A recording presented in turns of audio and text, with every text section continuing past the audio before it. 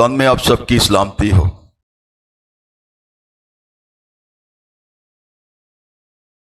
कितने आज खुश हैं? क्यों खुश हैं? क्योंकि खुदावंद की हजूरी में खुदावंद की बरकत पाने के लिए हम उसके घर में मौजूद हैं।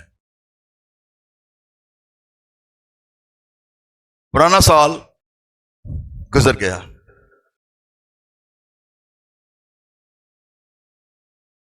नया साल शुरू हो चुका। आपने इस साल में क्या खुदा के साथ अहद किया है? हर एक का ये इंडिविजुअल जो है वो मसला है।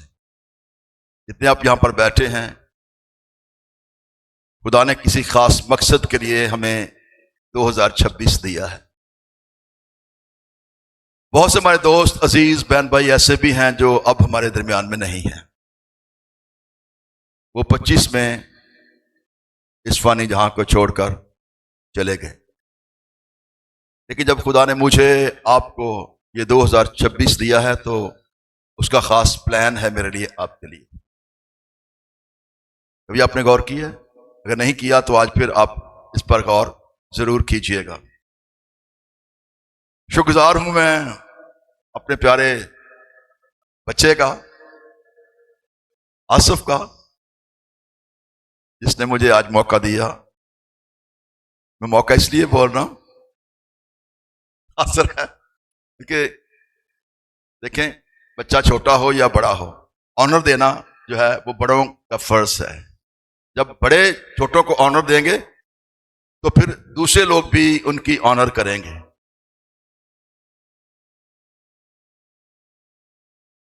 आज जो खास मैं बात करना चाह रहा हूं वो यही है कि हमारा अज़्म साले 9 के लिए क्या है।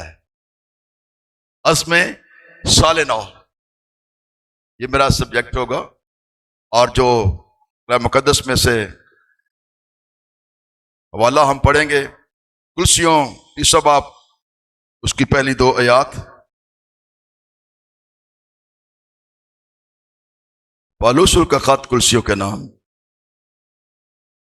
उसकी पहली 2 आयात। बस जब तुम मसीह के साथ जलाए गए तो आलमे बाला की चीजों की तलाश में रहो, जहां मसीह मौजूद है और खुदा की दाहिनी तरफ बैठा है। आलमे बाला की चीजों के ख्याल में रहो, ना कि जमीन पर की चीजों के। दूसरी आयत पर हम कुछ देर के लिए गौर करेंगे। आलमे बाला की चीजों के ख्याल में ना रहो, रहो नहीं।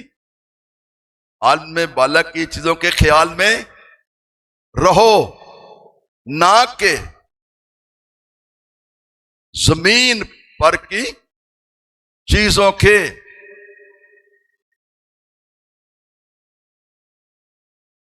आलम से मुराद जो है वह आसमान है, या बहिश्त के आला दर्जे के लोगों के रहने की जगह है। और बाला का मतलब ऊपर वाला हिस्सा, आसमान के ऊपर वाला हिस्सा। 3 आसमान हैं बाइबल मुकद्दस के मुताबिक। कुछ लोग 7 कहते हैं, लेकिन बाइबल मुकद्दस के मुताबिक हम पढ़ते हैं 3 आसमान हैं। सवाल पैदा होता है, आलमे बाला की चीजों की तलाश क्यों करें? क्यों हमें आलमे बाला की चीजों की तलाश करनी है और उनके ख्याल में रहना है? कोई एक इस एरिया से पूछ लेते हैं, एक इस एरिया से। क्यों हम आलमे बाला की चीजों की तलाश में रहें? कोई एक, डरना नहीं, घबराना नहीं, कुछ नहीं कहता। शाबाश, वेरी गुड। ताली बजाएं बहन के लिए, बेटी के लिए, वहां पर अब्दी बरकत। और इस तरफ से जिंदगी का सुकून है, इसके लिए भी तालियां बजा दें। सो आपने दोनों बातें सुनी, दोनों ही जो है वो हकीकत पर मबनी है। आलम बाला की चीजों की तलाश। अब तलाश क्या है? जब हम तलाश की बात करते हैं लुगत के लिहाज से या इसके मायने के लिहाज से, तो इसका मतलब है कि खोज, आलम बाला की चीजों की खोज में रहें, आलम बाला की चीजों के सुराग में रहें, आलम बाला की चीजों की जुस्तजू में रहें और आलम बाला की चीजों को ढूंढें, आलम बाला की चीजों की आरजू रखें, आलम बाला की चीजों की ख्वाहिश करें, आलम बाला की चीजों के तलब हों, अब तालिब हों, और आलम बाला की चीजों को कुरेदें और आलम बाला की चीजों की तहकीक करें कि हम कैसे आलम बाला की चीजों को हासिल जो है वो कर सकते हैं। दोनों बच्चों ने, बेटे बेटी ने बड़ा अच्छा जवाब दिया। आलम बाला की तलाश मुझे आपको इसलिए करनी है क्योंकि वहां पर मसीह मौजूद है, इसलिए मसीह जो हमारी जिंदगी है वो वहां पर मौजूद। अभी आपने बेटे ने कहा कि वहां पर हमारी जिंदगी है, हमें जिंदगी मिलती, तो वहां पर जो है वो हमारी जिंदगी है और हमें उस जगह के ख्याल में इसलिए रहना है, उस मकाम को ढूंढना है, तलाश करना। अगर 2025 में आप आलम बाला की चीजों की तलाश में नहीं रहे, उस बरकत को पाने के लिए जो आसमान से आती है उसके ध्यान में नहीं रहे, उसकी खोज में नहीं रहे, उसकी तलाश में नहीं रहे, उसको आपने ढूंढा नहीं, उसको आपने तलाश नहीं किया, तो फिर ये 2026 जो है, याद रखें, आपके लिए बरकत का साल है, ये आपकी कामयाबी का साल है। अगर आप आलम बाला की चीजों की तलाश में रहेंगे, ना कि जमीन पर की चीजों की। मैं पहले आलम बाला की बात करूंगा, फिर मैं जमीन पर की बात करूंगा। सो आलम बाला की चीजों की तलाश हमें इसलिए करनी है क्योंकि वहां पर खुदाम यीशु मसीह मौजूद है और बाप के दाहिनी तरफ बैठा है। खुदा के दाहिनी तरफ, बाप के दाहिनी तरफ जो है वो बैठा है, इसलिए मुझे उसकी तलाश करनी है, उसको देखना है, उसके साथ अपने ताल्लुक को, अपने रिलेशन को मजबूत करना है। अभी आपने क्रिसमस का त्यौहार जो है वो बड़े जोशो खरोश से मनाया है।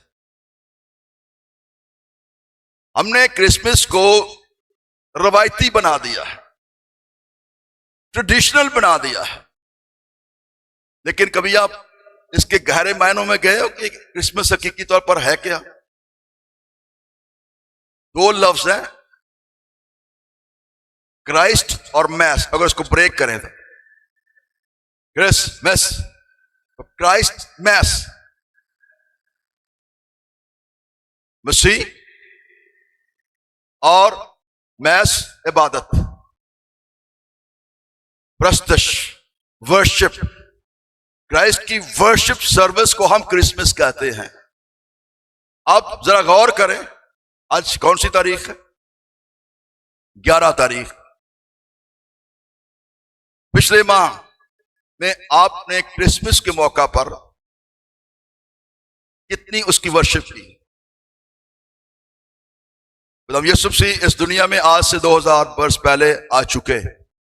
हर साल हम मनाते हैं, लेकिन ये दिन मेरी जिंदगी के अंदर, आपकी जिंदगी के अंदर किस तरह मनाया जाता है? खाने खाकर, कपड़े पहनकर, घरों को सजाकर, रिश्तेदारों को मिलकर, या खुदा की हजूरी में बैठकर खास तौर पर अपने अपनी जिंदगी का आप जायजा ले ले। बता इसलिए रहा हूं क्योंकि वो गुजर गया है, माजी में चला गया है। अब अपने तलाश क्या करना है? यीशु का वो ऊपर ही है। मतलब यीशु मसीह कहां से आया था? बोले हैं डरते क्यों? आसमान से। सीधी सी बात है, सिंपल सी बात है। आसमान से आया, वापस कहां चला गया? रूह कुछ कहां से आया और अब कहां पर है? कहां पर है? आपके दरमियान में है। और शाबाश, बोले बोले, जल्दी जल्दी बोले। किसने कहा हमारे अंदर? इस बहन ने। खड़े हो जाओ, इसके साथ जोरदार तालियां बजाओ। वेरी गुड, शाबाश, गॉड ब्लेस यू। दरमियान में तो पूरी दुनिया के अंदर है, दुनिया के अंदर है, हर जगह मौजूद है रूल कुछ। तो बात यह है कि रूल कुछ जब भेजा गया है तो वो आपके अंदर रहने के लिए भेजा गया है, अंदर। और जब अंदर होगा तो फिर तब्दीली आएगी। फिर हम जो है वो दुनियावी चीजों की तलाश में नहीं होंगे बल्कि आसमानी चीजों की तलाश में होंगे, क्योंकि रूल को जो है वो खुदा यीशु मसीह को जलाल देने के लिए भेजा गया है। इसलिए लाजमी है कि इस साल में आपका इरादा मुसम्मम ये होना चाहिए कि मुझे यीशु को हर सूरत में अपने अंदर जगह देनी है। वो खटखटाता है दरवाजा अंदर से, एल्डर साहब ने कुंडी लगाई हुई है, अब बाहर ना कोई जा सकता है और ना कोई आ सकता है। कोई बाहर से आएगा तो पहले खटखटाएगा, फिर ये खोलेंगे, लेकिन आ नहीं सकता। इसलिए अगर आपने अपने दिल के अंदर कुंडी लगाई हुई है, चिटकनी लगाई हुई है, तो फिर इस साल जो 26 का है इसमें आप अपने दिल की कुंडी को खोलें। देख मैं तेरे दरवाजे पर खड़ा, और अगर कोई दरवाजा खोलेगा तो मैं अंदर आकर उसके साथ खाना खाऊंगा, बैठूंगा, भी रफाकत रखूंगा। मतलब रफाकत और शराकत के हैं। तो ये साल जो है इस बात को आपने याद रखना है, मुझे आपको खुदा यीशु मसीह के साथ अपने तल्लकात को बेहतर से बेहतर बनाना है। बाप के दाहिनी तरफ बैठा है, और क्यों बैठा है? अब मेरी और आपकी शफात करने के लिए। हम अगर गलती कर जाते हैं, मेरा बड़ा भाई है तो बाप उसे बहुत प्यार करता है, और वो भी बाप का फरमाबरदार बेटा। ऐसे उसको ये दर्जा नहीं दिया गया, ऐसे उसको सरफराजी नहीं मिली, ऐसे उसको ये पोजीशन जो है वो नहीं मिली। कलाम मुकद्दस के अंदर लिखा है, इतना फरमाबरदार रहा कि मौत, बल्कि सलीबी मौत उसने गवारा की। और उसका मिशन जो उसके जिम्मे लगाया गया था, वो मिशन ये था कि वो अपनी जान मेरे लिए, आपके लिए, सब के लिए, बल्कि तमाम दुनिया के लिए दे दे। इस मिशन के लिए खुदा यीशु मसीह पैदा हुआ था, इस मिशन के लिए खुदा यीशु मसीह आया था, और उसने बड़ी खूबसूरती के साथ अपने मिशन को मुकम्मल करके बाप के पास जो है वो चला गया, और अब बाप के दाहिनी तरफ बैठा हुआ है। इसलिए लिखा है, आसमान के तले, जमीन के ऊपर आदमियों में से किसी आदमी को दूसरा नाम नहीं बख्शा गया जिसके वसीला से मैं और आप जो है वो निजात पा सकें। ये वजह है, ताबेदारी, फरमाबरदारी। उसने अपना खून मेरे लिए, आपके लिए बहा दिया। मेरे बोझ, आपके बोझ, मेरी बीमारियां, आपकी बीमारियां, मेरी मुशक्कतें, आपकी मुशक्कतें, तमाम दुनिया के गुनाह उठाकर सलीब पर चढ़ गया, और उसके मार खाने के वसीला से हमने शिफा पाई। अब वो मेरी और आपकी शफात के लिए वहां पर मौजूद है। इसलिए मुझे आलमे बाला की चीजों की जस्तजू में रहना है, उनकी तलाश में रहना है। दूसरी बात, आलम बालक की चीजों की तलाश में हमने इसलिए रहना है क्योंकि ये आसमानी है। बेटी ने कहा ये अब्दी है, आसमानी है, और फिर अगली बात अब्दी भी है और रूहानी है, स्पिरिचुअल है, जिस्मानी नहीं है। अगर अभी तक आप जिस्मानियत में हैं, 2025 में भी आप जिस्मानियत में थे और अब भी अगर आप जिस्मानियत में हैं, तो फिर याद रखें ये चीजें आपके लिए नहीं हैं, क्योंकि जिस्मानी लोगों का इसके साथ कोई ताल्लुक नहीं है। जिस्मानी आदमी जिस्मानी चीजों के ख्याल में रहता है, वो उनके ताल्लुक से सोचता रहता है, लेकिन जो रूहानी आदमी है वो रूहानी बातों के लिए सोचता है। इसलिए आलम बालक की चीजें जो हैं वो रूहानी चीजें हैं, वो रूहानी बरकतें हैं, इसलिए वो अबदी हैं और गैर फानी हैं। इसलिए हमें आलम बालक की चीजें, ऊपर आसमान से नाज़िल होने वाली चीजें, रूहानी बरकतों को हमने पाना है, लेना है और अपने ताल्लुक को दुरुस्त इस साल में करना है। ये इरादा हमने बांधना है। आलम बालक की चीजों की तलाश हमें इसलिए करनी है क्योंकि ये सारी चीजें जो हैं हमें तसल्ली देती हैं। ये दुनिया के अंदर तसल्ली कोई नहीं है, ये बेचैन दुनिया है, परेशान करने वाली है। हम हालात में से जब गुजरते हैं, दुखों, परेशानियों, मुसीबतों, अजीतों से भरी हुई ये दुनिया है।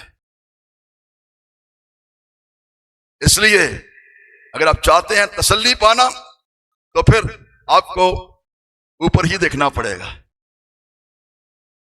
मेरी कुम्मत कहां से आएगी? आसमान से आएगी। मैं अपनी आंखें पहाड़ों की तरफ उठाऊंगा, ऊपर उठाऊंगा, मतलब यह है कि ऊपर उठाऊंगा।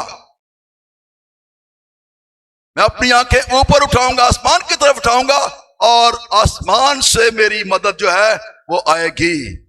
मेरे लिए बरकतें आसमान से नाज़िल होगी।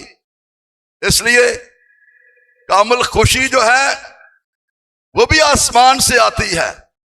आरसी खुशी तो दुनिया आपको दे देती है। आपने क्रिसमस पर आरसी खुशी देखी है, किसी ने आपको सूट दे दिया, पैसे दे दिए, अब बड़े खुश हो गए। शौहर ने बीवी को अच्छा सूट लेके दे दिया 10,000 का, तो बीवी बहुत खुश होगी, भी बड़ा अच्छा सूट मेरे शौहर ने लेके दिया। बच्चों को लेके दे दिया तो बड़े खुश हो जाती हैं। ये आरसी खुशी है, ये खत्म होने वाली चीजें हैं। कुछ देर के बाद सूट पुराना हो जाएगा, कपड़े फट जाएंगे। लेकिन जब हम आसमानी चीजों की तलाश में रहते हैं, उस खुशी की तलाश में रहते हैं, यही है दिन जो खुदावंद का है, यही है दिन जो खुदावंद ने मुकर्रर किया ताकि हम इस दिन खुशी मनाएं, शादमानी हासिल करें। जो बरकत हमें ऊपर से मिलती है उससे हमें शादमानी मिलती है, और ये खुशी जो है रूहुल कुद्स का दूसरा फल है। पहला फल मोहब्बत, दूसरा फल खुशी, और तीसरा फल इत्मीनान। इनका ताल्लुक खुदा के साथ है। मोहब्बत खुदा ने मुझसे की पहले, मैंने नहीं की, ना आपने की है, उसने मुझसे मोहब्बत की है। और उस मोहब्बत का इजहार यूहन्ना 3:16 में हम पढ़ते हैं, क्योंकि खुदा ने दुनिया से ऐसी मोहब्बत रखी कि उसने, ताकि जो कोई हलाक ना हो बल्कि हमेशा की जिंदगी पाए, पहल उसने की है। अब मेरा भी ये फर्ज है कि उसने मुझसे मोहब्बत किया और मेरे लिए अपनी जान दे दिया, तो मैं भी उससे मोहब्बत रखूं।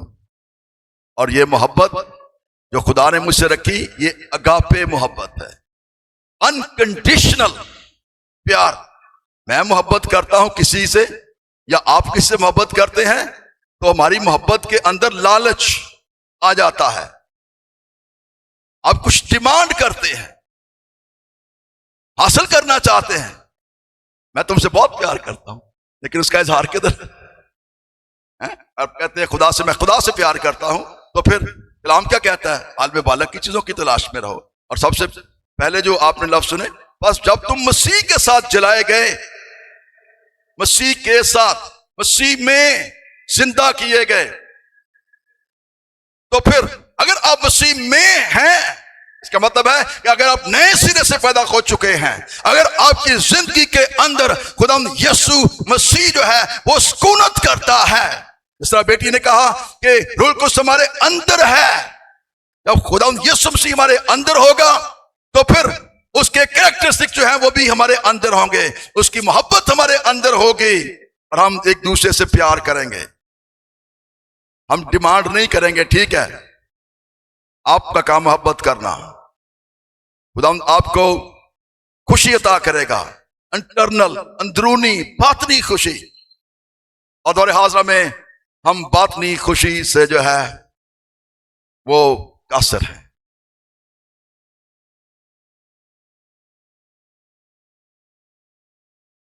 एक फिक्रा है, face is the index of personality. आपका चेहरा सब कुछ बता देता है। अंदर खुश होगा तो आपके चेहरे के ऊपर ऑटोमेटिकली खुशी नजर आएगी, क्योंकि आपका इनर खुश है, अंदर खुश है। लेकिन अगर आपका अंदर दुखी है, परेशान है, तो फिर आपकी आंखें भी बोलेंगी और आपका चेहरा भी बोलेगा, आपकी बॉडी लैंग्वेज बोलेगी। इसलिए हमें इस साल में उस खुशी को पाने की जरूरत है, उसके हमें तालिब होने की जरूरत है, उसको हमने ढूंढना है कि ये जो हम दुनियावी खुशी के पीछे भाग रहे हैं, आर्जी खुशी है, हमें हकीकी खुशी जो है वो यीशु मसीह के वसीला से जब मिलती है तो उसके साथ अपने ताल्लुक को जो है वो बढ़ाना है और उसके साथ जो है हमने रफाकत रखनी है। आलम बालक की चीजों की तलाश मैंने आपने इसलिए करनी है क्योंकि ये जिंदगी के तफक्कुरात से हमको आजाद कर देती हैं। उसने कहा कि अपनी फिक्रें मुझ पर छोड़ दो, मैं ही सब कुछ करूं, मुझे तुम्हारी फिक्र है। जब उसको फिक्र है तो फिर हम फिक्रात में डूबते जाते हैं, परेशान होते हैं। अन्ना क्या कह रही थी, उसकी औलाद नहीं थी,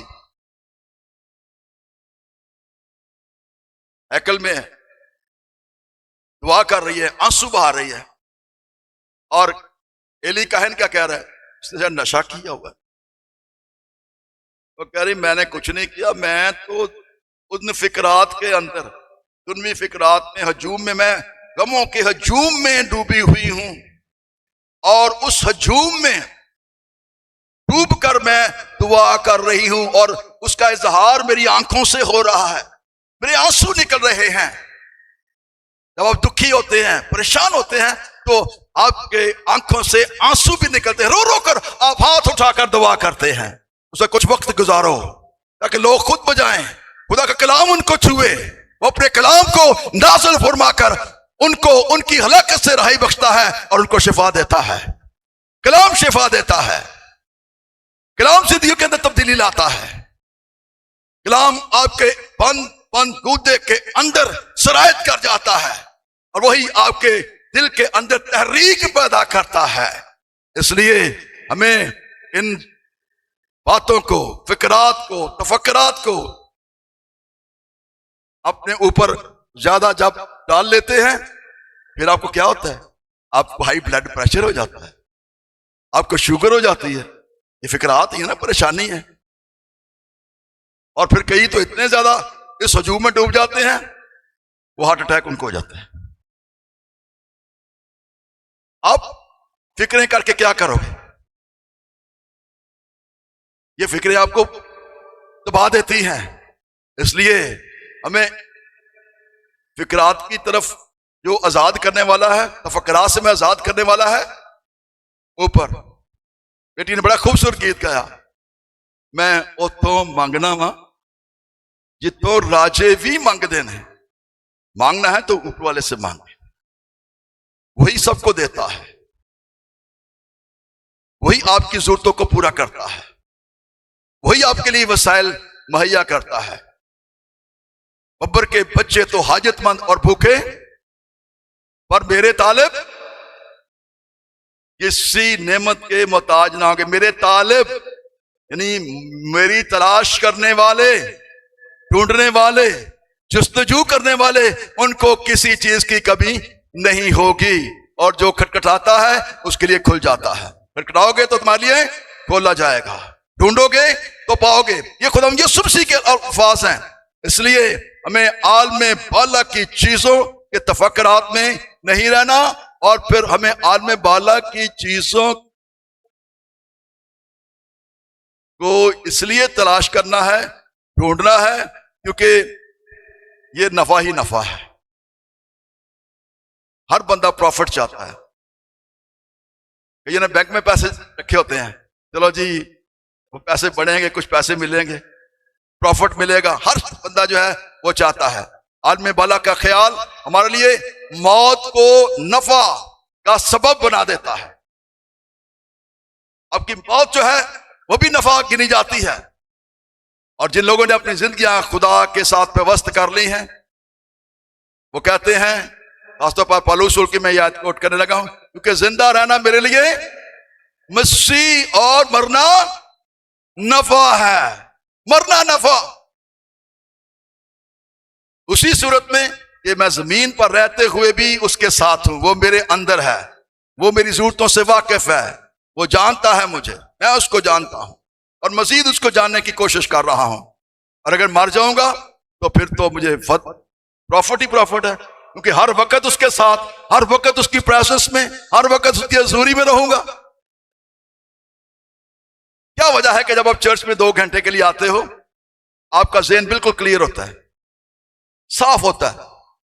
लेकिन कुछ लोग अपनी फिक्रात चर्च में भी लेके आते हैं, और जैसे आते हैं घर से उसी फिक्र में डूबे हुए, यहां पर भी ख्याल पीछे ही है।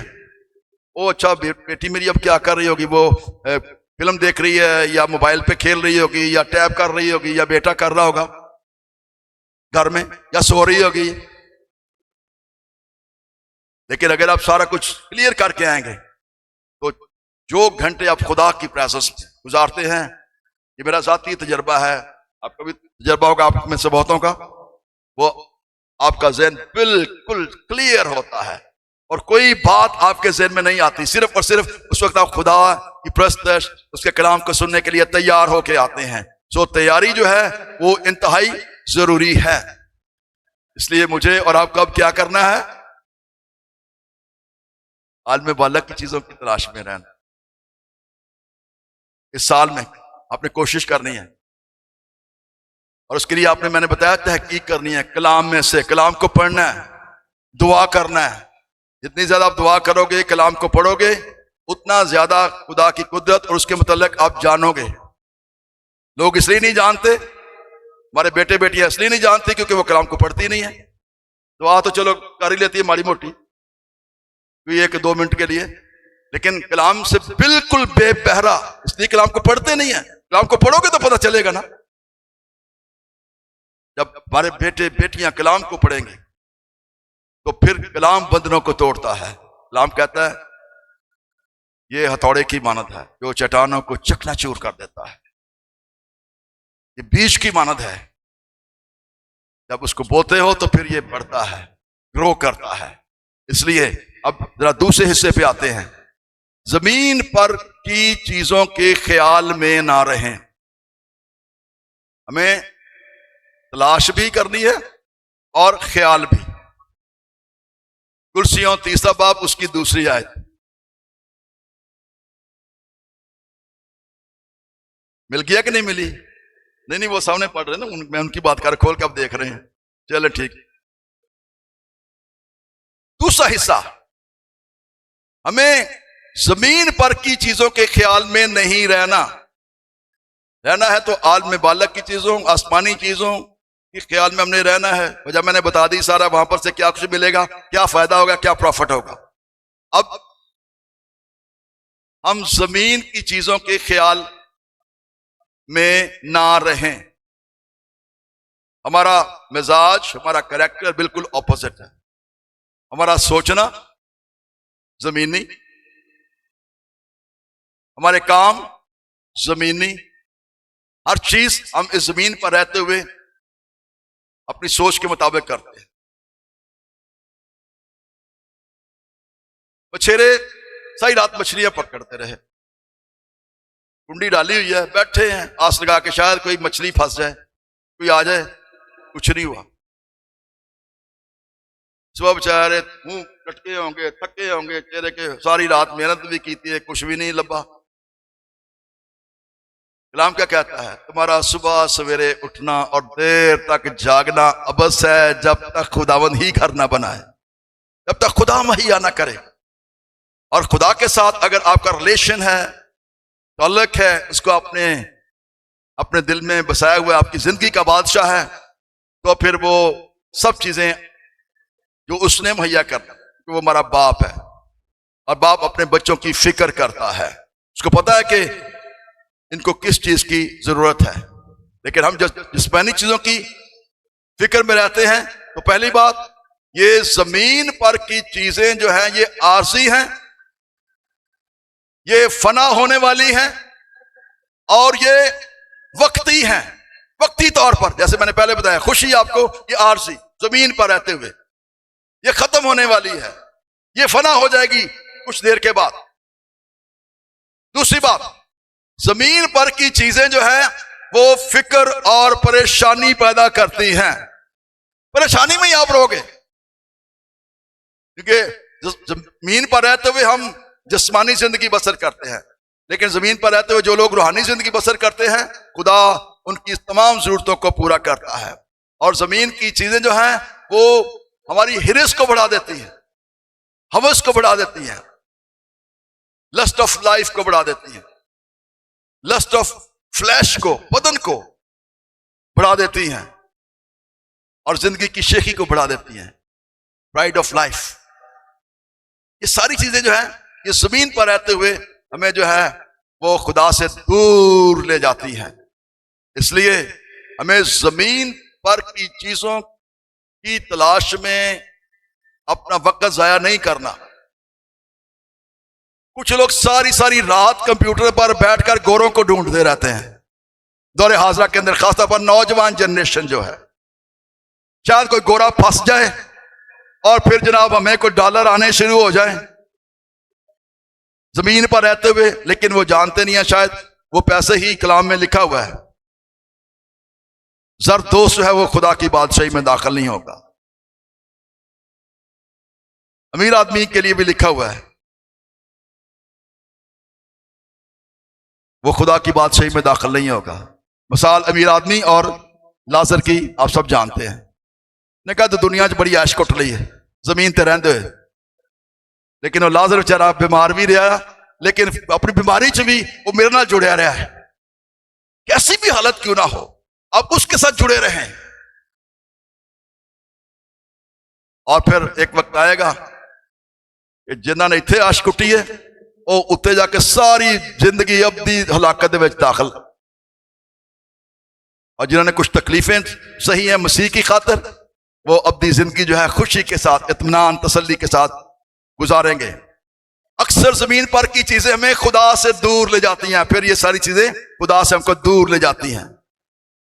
हम इतने महव हो जाते हैं अपने बच्चों में भी, उनको पढ़ाने में भी सारा कुछ कर ले, उनको अच्छी जॉब मिल जाए, अच्छा रोजगार मिल जाए, और क्या होता है हमारे बच्चे इतने मसरूफ हो जाते हैं, इतने मसरूफ हो जाते हैं, इतने मसरूफ हो जाते हैं कि खुदा के लिए उनके पास जरा भी वक्त नहीं होता। पादरी साहब अगर विजिट के लिए चले जाएं तो मियाँ बीवी सिर्फ आएंगे और वही बैठे, अच्छा भाई साहब दुआ करो बच्चे जरा काम कर रहे हैं, उत्थे कोई लगे ने। ये मैं प्रैक्टिकल बता रहा हूं, ऐसे नहीं बता रहा। वो दोनों मियाँ बीवी आके बैठ जाएंगे, भाई साहब दुआ करके तो आ जाएंगे। लेकिन जिन्होंने अपने बच्चों की परवरिश की है, मर्द खुदा आपके घर में आया है, सारी फैमिली को बुलाओ, बच्चों को बुलाओ, छोटों को, बड़ों को, सबको बुलाओ और दुआ करो, अभी से उनकी परवरिश करें।